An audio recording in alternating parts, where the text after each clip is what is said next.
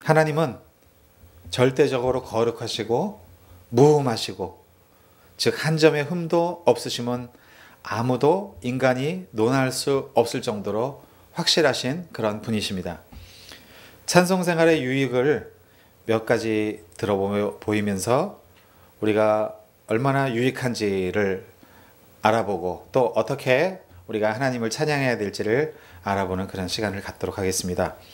이미 여러분 가운데 찬송을 통해서 말할 수 없는 은혜를 체험하신 분이 있으십니까, 혹시? 네, 체험하신 분이 있으면 손 들어보시면 고맙겠습니다. 네, 200명 손 드셨습니다. 찬송을 통해서 말할 수 없는 은혜를 체험하거나 또 하나님의 일하심을 직간접적으로 느끼신 분들이 많이 있는 줄 압니다. 첫 번째로, 찬송하면 기쁨과 은혜를 체험하게 됩니다. 그러면 우리가 그냥 편하게 얘기하면 기쁨과 은혜를 체험할 수 있지, 아멘이지, 이렇게 얘기할 수 있지만, 그러면 기쁨은 무엇이고 은혜는 무엇입니까? 기쁨은 국어 사전적 의미에는 어떤 만족감에 의해서 느끼는 즐겁고 흥겨운 감정이라고 표현되어 있습니다. 그리고 심리학 쪽에서 가서 찾아보니까요, 거기서는 긍정적인 피드백 메커니즘으로 기술이 되고 있어요. 그리고 낙이라고도 해요. 우리가 즐길 낙, 한자로 해서. 근데 성경으로 다시 돌아와서 보면 히브리어는 하페즈, 헤페즈, 그리고 심하 등이 있는데, 하페즈는 상징적으로 볼 때 좋게 여기다, 갈망하다, 그리고 기뻐하다, 즐거워하다, 원하다, 좋아하다, 마음이 동하다, 마음에 들다, 가까이 원하다 라는 것이 기쁨이라고 합니다. 그리고 아까 하페즈, 헤페즈라고 되는데, 헤페즈는 추상적으로 표현하는 거예요. 그래서 소원하는 것, 가치 있는 것, 반기는 것, 이런 것들이 기쁨의 어원적 의미가 있습니다.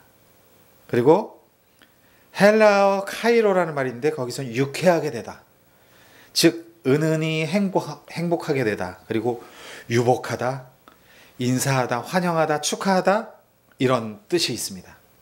그리고 카라라는 말이 있는데, 이거는 유쾌함, 즉 은은한 기쁨으로 표현할 만큼 하나님이 우리에게 주신 기쁨은 다양하며 축복인 것입니다. 은혜는 그러면 무엇일까요?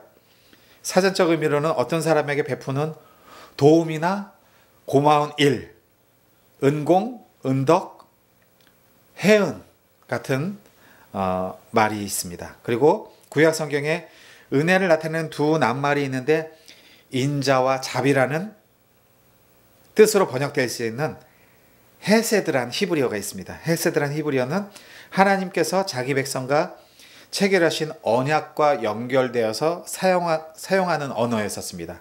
신명기 7장 12절에 나와 있어요.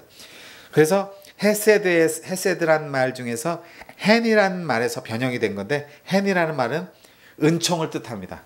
그래서 특히 자격이 없는 사람에게 베푸는 은총, 이것이 바로 헨입니다. 그래서 헤세드는 결국은 은총, 은혜라는 말이죠. 자, 찬송하면, 첫 번째로 우리가 찬송하면 기쁨과 은혜를 체험하게 된다고 했는데, 야고보서 5장 13절 말씀을 보면요, 너희 중에 고난당하는 자가 있느냐? 그는 기도할 것이요, 즐거워하는 자가 있느냐? 그는 찬송할지니라. 아멘. 이 구절에 기도와 찬송을 함께 넣은 것은, 기도와 찬송은 연관성이 있어서 서로 바꾸어 넣어도 자연스러운 문맥이 된다고 볼 수 있습니다. 보세요. 너희 중에 당하는 자가 있느냐? 그는 기도할 것이요 했잖아요. 바꾸는 거죠. 너희 중에 고난당하는 자가 있느냐? 그는 찬송할 것이요. 즐거워하는 자가 있느냐? 그는 기도할지니라. 이렇게 바꿔도 되고요. 예. 기도와 찬송은 우리가 함께 가는 거죠. 그래서 기도를 따로 할 수도 있고 찬송도 따로 할 수도 있지만, 찬송은 곡조 있는 기도라고 하지 않습니까? 그래서 결국은 찬송과 기도는 함께 가는 거죠. 기도하다, 찬송하다, 찬송하다, 기도하다. 그러다가 응답받게 되는 거죠.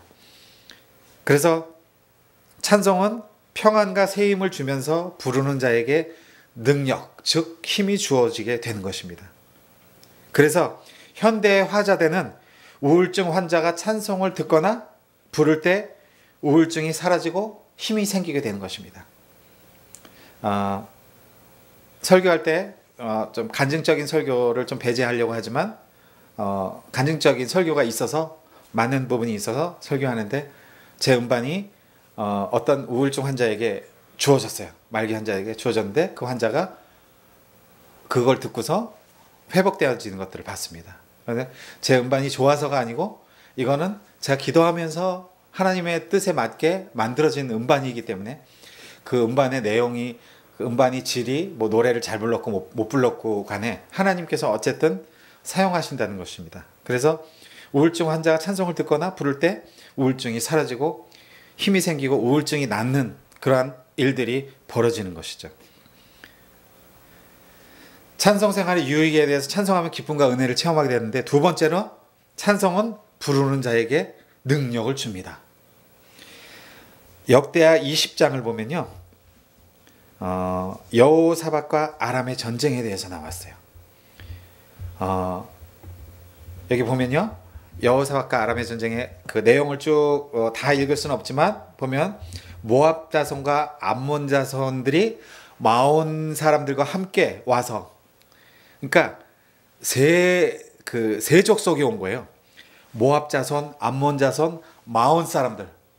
그래서 세 사람들이 다 와서 여호사밧 혼자를 치려고 온 거예요. 결국은 이스라엘 백성들을 치려고 온 거죠. 근데 왔는데 여호사밧이 굉장히 두려워했어요. 왜 두려워했을까요? 자기는 일대 거기에 그 세 사람이 온 게 아니고요. 그 굉장히 많은 수만 명의 사람들을 다 데리고 온 거였어요. 옛날 우리가 TV에서 그 드라마 역사 드라마를 보면 전쟁하러 왔을 때 요즘은 전쟁하면 바로 붙잖아요. 근데 어떻게 합니까? 진을 치고 대기하고 있다가 나가자 해가지고 나가잖아요. 이제 그런 광경이 벌어진 거죠. 그러면서 이제 곧 저들이 나랑 이제 맞짱 뜨자고 붙자고 올 텐데 하면서 여호사밧이 두려워했어요. 두려워했을 때 여호사밧은 자기의 지혜로 하지 않았어요. 여호와께로 낫을 구했어요. 그리고 간구하고 온 유다 백성에게 금식을 선포하게 하고요. 그리고 유다 사람들이 여호와께 도우심을 구하려 해서 여호와께 아주 간구했어요. 그러면서 그들이 결국 쳐들어왔을 때 하나님께서 그 전쟁을 승리로 이끌어 주셨던 그런 사실이에요. 자, 찬송은 근데 그 기도하고 그 이후에 제가 뒤에 구절을 한번 읽어 드릴게요.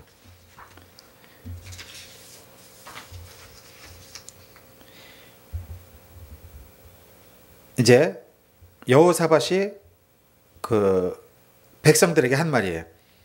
내일 너희는 그들에게로 내려가라. 그들이 시스고개로 올라갈 때 너희가 곧 골짜기 어기 여루엘 들 앞에서 그들을 만나려니와 이 전쟁에는 너희가 싸울 것이 없나니 대열을 이루고 서서 너희와 함께한 여호와가 구원하는 것을 보라. 유다와 예루살렘아 너희는 두려워하지 말며 놀라지 말고 내일 그들을 맞서 나가라. 여호와가 너희와 함께하리라 하셨으니라 하매 여호사밧이 몸을 굽혀서 얼굴을 땅에 대니 온 유다와 예루살렘 주민들도 여호와 앞에 엎드려 여호와께 경배하고 그앗 자손과 고라 자손에게 속한 레위 사람들은 서서 심히 큰 소리로 이스라엘 하나님 여호와를 찬송하니라.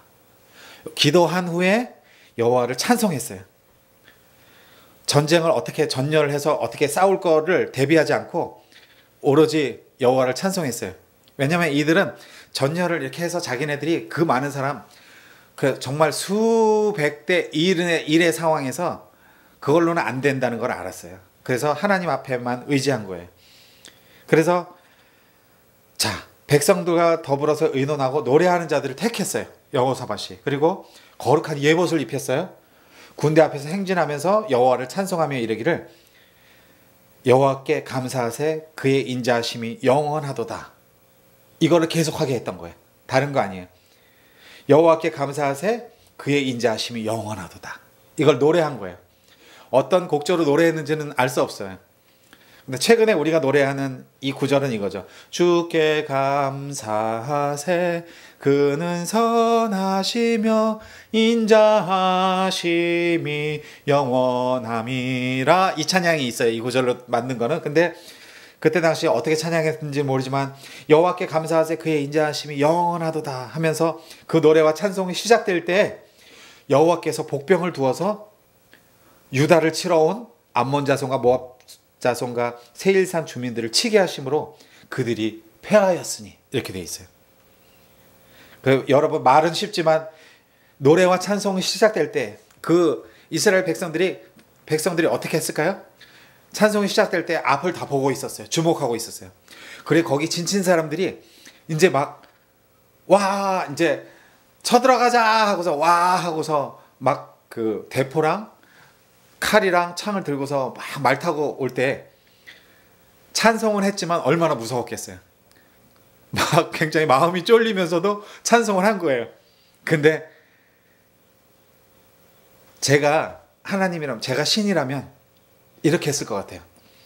노래와 찬송이 시작될 때가 아니고 찬송을 정말 열심히 부르고 막 땀이 삐질 나고 정말 막 힘들고 코앞에까지 왔을 때 그때 어떻게 이제 할 것 같아. 근데 하나님께서 그렇지 않았어요. 노래와 찬송이 시작될 때. 이건 무슨 얘기냐면 우리가 이미 마을 먹고 하나님 앞에 어떤 계획을 가지고 하나님 제가 이렇게 살기를 소망합니다. 제가 이렇게 하겠습니다라고 선포하고 나아가는 순간부터 하나님께서는 일하신다는 사실이에요. 하나님께서 멋쟁이 하나님이십니다. 나중에 니네들이 어떻게 하나 보고 하자 이게 아니고 하나님께서는 그걸 보시고 마음을 보시고서 이미 결정하신다는 거죠. 그래서 저는 굉장한 위로를 받았어요. 이 말씀을 통해서. 하나님은 정말 멋진 하나님이시구나. 그리고 하나님께서 어떻게 하셨나 보면요. 암몬 자손과 모압 자손이 일어나서 세일산 주민들을 서로 쳐서 피 하나 묻히지 않았어요. 창 하나 까딱하지 않았어요. 서로 자기 편 옆에 같이 편으로 있었는데 서로 쳐서 서로 진멸했어요. 그리고 서로 망한 거죠.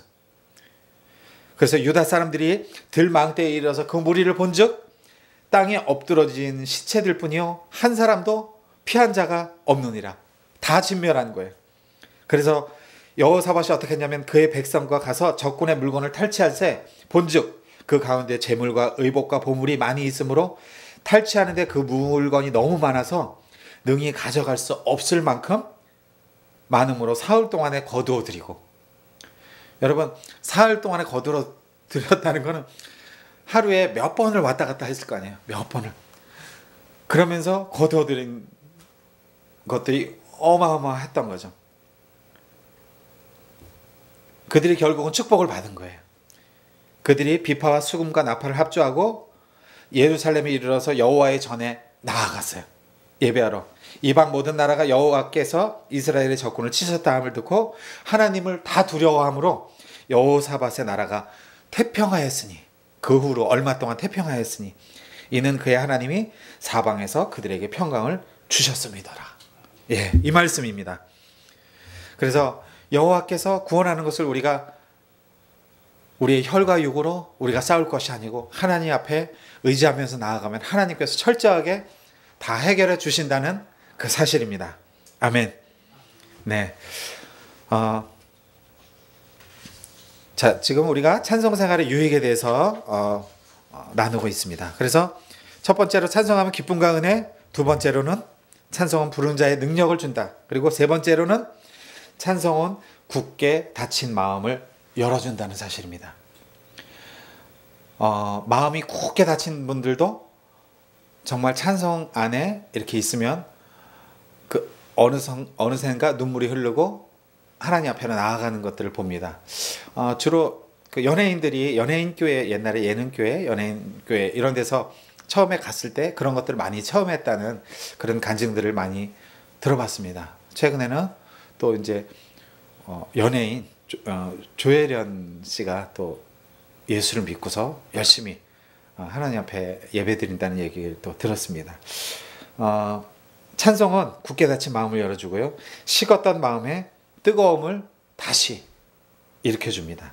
찬송은 우리의 심령에 하나님께 대한 믿음의 싹이 나게 하고 말씀과 성령의 능력으로 인해서 신앙이 자라나게 합니다. 그러면 우리가 찬송을 드려야 될까요? 말아야 될까요? 당연히 드려야 되겠죠.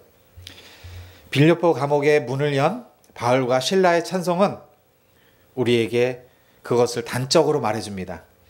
찬송을 우리는 매일매일 드리고 또 생활화해서 하늘문을 열고 하나님을 감동케 하는, 그리고 하나님을 시원케 하는 예배자가 되시기를 축복하며 기도드립니다.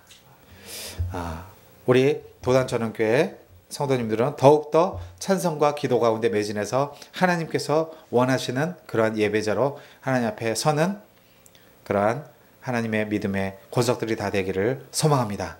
아멘.